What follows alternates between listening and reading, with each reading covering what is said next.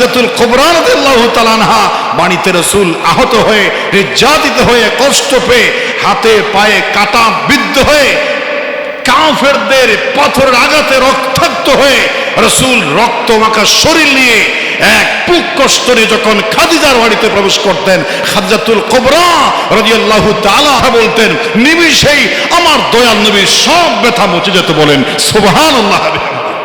এই স্ত্রীর দিকে তাকালে এবং যেই কলিজার টুকরা সন্তানের দিকে তাকালে আমার চক্ষু কলিজা ঠান্ডা শীতল হয়ে যায়। সুবহানাল্লাহ। যে স্ত্রীর দিকে তাকালে আমার মনের ব্যথা, বেদনা, কষ্ট, জ্বালা সব নিমিষেই শান্ত হয়ে যায়। আমি বুকে বল পাই, সাহস পাই, সান্ত্বনা পাই। কাল্লা লা ইউহযিকাল্লাহু আবাদা। যেদিন প্রথম ওহী পেলেন নিজে হতাশার মধ্যে পড়ে গেলেন এবং খাদিজাকে এসে বলছে, খাদিজা আমাকে কম্বল দিয়া জড়িয়ে দাও। ইন্নী খাশিতু আলা নাফসি। অদৃশ্য এক পাওয়ারফুল জ্যোতির্ময় এক মহাপুরুষ আমাকে এমন ভাবে চাপ দিয়েছে, আমার কলিজা, আমার সিনার মধ্যে ব্যথা অনুভব হয়েছে এবং আমার শরীরে প্রচন্ড জ্বর এসে গেছে, 104 ডিগ্রি জ্বর। সারা শরীর জ্বরে থরথর করে কাঁপতেছি। অদৃশ্য সেই মহামানবের এই স্পর্শটা আমি সহ্য করতে পারছি না। আমার এলোমেলো লাগতেছে, আমি যেন সব ঝাপসা দেখতেছি। ও খাদিজা, আমার যেন মনে হয় আমি আর বেশিক্ষণ বা বেশি দিন বাঁচবো না। আমার বড় একটা কিছু হয়েছে, তুমি আমাকে কম্বল দিয়ে জড়িয়ে দাও আর আমার জন্য একটু দোয়া করো। বলেন সুবহানাল্লাহ। খাদিজাতুল কুবরা সেদিন যদি বলতেন, আমাকে নইয়ে দে, হনে ভাইয়ে দে, কেন হলো, ওয়ান হলো, ও মারে আমার স্বামীকে কে কি করলো, কিচ্ছু হবে না, আমি খবর নিয়ে ছাড়বো, কি হয়েছে।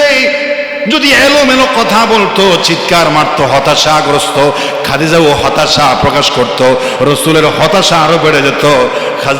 খাদিজাতুল কুবরা আম্মা জান বলছেন, লা খাল্লা, কখনো না, লা ইউহযিকাল্লাহু আবাদা, আমি 100% নিশ্চিত আপনার কিছুই হবে না, আপনার কিছুই হবে না। বলেন সুবহানাল্লাহ। খাদিজা, এত বড় ঝড় বয়ে গেল আমার জীবনে, আমার শরীরে, আর তুই বলছো কিছুই হবে না।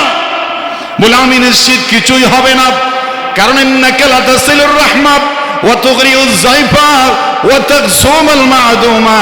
আমি দেখেছি আপনাকে 15টি বছরে এমন কিছু চরিত্র আপনার ভিতর দেখতে পেয়েছি। আপনি নিরস্তকে আপনি কাপড় পরিধান করান, অসহায় মানুষের পাশে দাঁড়ান, মেহমানকে সর্বোচ্চ মেহমানদারি করেন, আর আপনি আত্মীয়তার বন্ধন রক্ষা করেন। মানুষ আপনাকে দেখলে ভরসা পায়, মানুষ আপনাকে দেখলে বুকে বল পায়, দুঃখ যন্ত্রণা নিভে যায়। এমন একজন মহান চরিত্রের মালিক, এমন একজন সুদর্শন চরিত্রবান যুবককে আল্লাহ এত তাড়াতাড়ি পৃথিবীর মানচিত্র থেকে বিদায় করতে পারে না। আপনার চরিত্রের পূর্ণতা প্রদান করবেন, আপনি আরো বহুদিন বাঁচবেন, আপনি কখনোই এই যাত্রায় নিঃশেষ হয়ে যাবেন না। আমি নিশ্চিত এই চরিত্র আপনার সেটাই প্রমাণ করে। বলেন সুবহানাল্লাহ। কথায় কথা চলে আসলো, আমাদের এমন স্ত্রী চাইতে হবে এক বুক জ্বালা নিয়ে বাড়িতে আসলে যেন যন্ত্রণা নিভে যায়। আর এমন বেশিরভাগ স্ত্রী আমাদের ঘরে আছে, বাহির থেকে ঠান্ডা মাথায় ঢুকলে ভিতরে 105 ডিগ্রি এবং সর্বোচ্চ হাই স্কেলের রক্ত মাথায় উঠে যায়। কথায় কথায় মানে হজ অবস্থা বিরাজ করে, আরো উস্কানি দেয়, হাত থাকতে মুখে কেন কথা, শয়তান উস্কানি দিয়ে ঝগড়া ফসাদ। বাড়িতে যেন একটা আজদাল প্রবেশ করেছে, আর যেন বাড়িতে একটা পেতনি ছিল, পেতনির সামনে যেন আজদাল এসেছে। মারামারি লাগবে লাগবে ভাব, দস্তাদস্তি লাগবে লাগবে ভাব, আওয়াজে ঘর উড়াই যাচ্ছে, প্রতিবেশী বিচার দিচ্ছে। এই বাড়ির স্বামী স্ত্রী প্রতিদিন ঝগড়া করে, ওদের ঝগড়ার আওয়াজে আমরা ঘুমাতে পারি না, আমাদের ডিস্টার্ব হয়, প্রতিদিন সমালোচনা হয়। এমন নিকৃষ্ট জাহান্নামের আগুনের ফ্যামিলি বাংলাদেশে অসংখ্য ফ্যামিলি আছে না নাই? কেউ কাউকে বিন্দু মাত্র ছাড় দেয় না। স্ত্রী বলে আমি কি কম, তো স্বামী বলে আমি কি কম। দুজনকে বলতে হবে আমি তোমার চাইতে কম, স্ত্রী বলবে আমি তোমার চাইতে কম। আসলে কম বললেই শান্তি, বেশি বললে অশান্তি। বেশি বললে কি অশান্তি, তুমি আমার চাইতে খারাপ, ও বলবে না তুমি আমার চাইতে খারাপ। এই খারাপের মধ্যে অশান্তি আছে। তুমি আমার চাইতে ভালো। হ্যাঁ না না ভুল বলছো, তুমি আমার চাইতে ভালো। এই ভালো আরেকজনকে সাপোর্ট দেওয়া, ভালো বলা, শুকরিয়া করা, প্রশংসা করা, তাকে আপনি প্রশংসা করা, এর ভিতরে কিন্তু হট এই পরিস্থিতি অনেক শান্তের মধ্যে চলে আসে। এমনি বাহিরে বীর, বাহিরে কিন্তু বীর, কিন্তু স্ত্রীর কাছে আসলে অনেকেই বলে যে বীর এখানে চলে না, এখানে ঠান্ডা মেজাজে কৌশলে কাজ করতে হবে।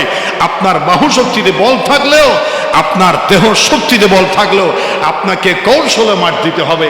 ব্যবহারে, আচারে, ভালোবাসায়, আপনার কথাবার্তায় আপনার স্ত্রীকে মহাব্বতের জালে বন্দি করে আপনার গোলাম বানিয়ে রাখতে হবে। ধমক দিয়া আপনি তুত্ত চাঁচিল্য করে তাকে হ করে তাকে ধমক দিয়ে স্ত্রীকে কখনো গোলাম বানানো যায় না। ভালোবাসা দিয়ে স্ত্রীকে মাটির তলে দবে দেওয়া যায়। স্ত্রী ভালোবাসা চায়, সম্মান চায়, ইজ্জত চায়, একটু অধিকার চায়, একটু প্রশংসা চায়, একটু উদারতা চায়, তখন সে আপনার জন্য জীবন বিলিয়ে দিতে প্রস্তুত থাকে। এটাই হলো দাম্পত্য জীবনে সুখ শান্তি পাওয়ার কঠিন একটা কৌশল। জোরে বলেন সুবহানাল্লাহ। ইয়া শান্তির আগুনে আমরা অনেকে জ্বলিত। এজন্য আমাদের সন্তান চাইতে হবে রব্বানা হাবলানা মিন আজওয়াজিনা ওয়া যুররিয়াতিনা। শুধু স্ত্রী যেন না চান, আল্লাহ আমাকে স্ত্রী দিও যেন দেশের বাঁচা হয়, আনন্দপুরের বাঁচা হয়, আগ্রাবাদের বাঁচা হয়, যেন বিয়েতে 500 মেয়ে যদি বিয়েতে বরযাত্রী যায়, আমারটা যেন সবার উপরে সেরকম দেখা যায়। শুধু সেটা বলবেন না, বলবেন আল্লাহ দেখা তো যাবেই, সবার উপরে সেরা হবে, চরিত্র যেন তার চাইতে উপরে দেখা যায়, ইমানদার হয়, পর্দানসীন হয়, আল্লাহওয়ালা হয়, নামাজি হয়, বংশধর হয়, সুন্দরত্ব হবে, সুন্দরের চাইতে চরিত্র, আচার, ব্যবহার, বংশ যেন আরো সুন্দর হয়, যার কথা চেহারা দেখলে আমার মন প্রাণ শীতল হয়ে যায়। এমন স্ত্রী তুমি আমাকে দান করিও। দোয়া শিখাই দিচ্ছেন কে? স্বয়ং আল্লাহ পাক।